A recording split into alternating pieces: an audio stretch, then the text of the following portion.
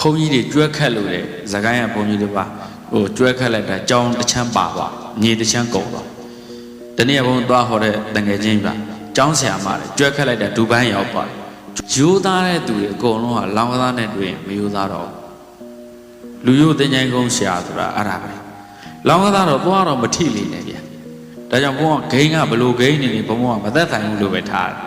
နော်ကိုယ်နဲ့မသက်ဆိုင်ဘူးလို့ပဲထားတယ်သွားမဆန်းနဲ့သွားမလို့နဲ့နွားပြုတ်သွားမယ်ဆိုတာတဲ့သားတွေနော်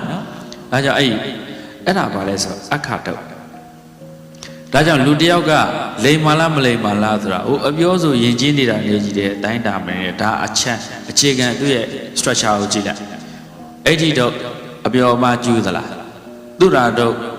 မူရစေဝါတွေလွန်လွန်ကျူးကျူးသုံးဆက်တယ်လားတော့မူရစေဝါလက်ရင်နဲ့သူလားနောက်တစ်ခုကအခါတုတ်လောင်းကသားကျူးသလားအဲ့ဒီသုံးခုကလည်းသိပွားမရှာနဲ့ဒီသုံးခုကိုယ်တိုင်လည်းမလုပ်နဲ့ကို